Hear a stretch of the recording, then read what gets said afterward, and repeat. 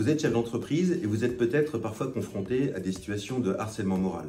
Comment anticiper et comment gérer cette situation?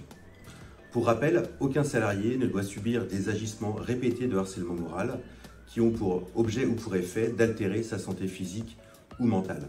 Par exemple, des situations d'humiliation, de mise à l'écart, de brimade peuvent caractériser une situation de harcèlement moral.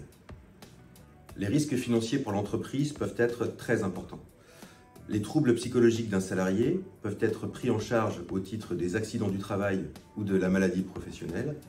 Ainsi, en cas de licenciement pour inaptitude, le salarié pourra prétendre au doublement de l'indemnité de licenciement ainsi qu'au paiement de l'indemnité de préavis. Par ailleurs, en cas de licenciement nul d'un salarié victime de harcèlement moral, ce dernier pourra obtenir à minima 6 mois de salaire de dommages et intérêts.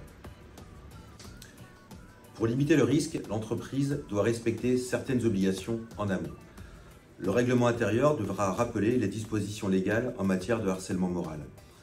Le document unique d'évaluation des risques professionnels devra intégrer les risques psychosociaux.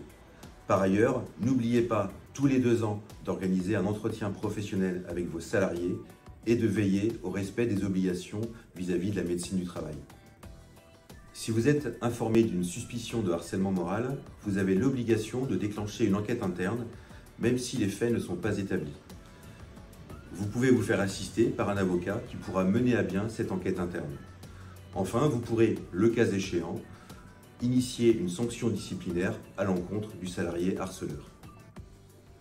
Enfin, sachez que depuis un arrêt de la Cour de cassation du 22 décembre 2023, les modalités de preuve en matière de harcèlement moral ont été considérablement réformées. En effet, depuis cet arrêt, un mode de preuve obtenu de manière déloyale peut être produit devant un conseil de prud'homme. Ainsi, un salarié pourra, par exemple, enregistrer un entretien de licenciement, un entretien d'évaluation ou même un échange anodin avec un salarié. Et cet enregistrement pourra être produit devant un conseil du prud'homme pour prouver une situation de harcèlement moral. La vigilance s'impose, FIDAL est là pour vous accompagner et gérer ce risque.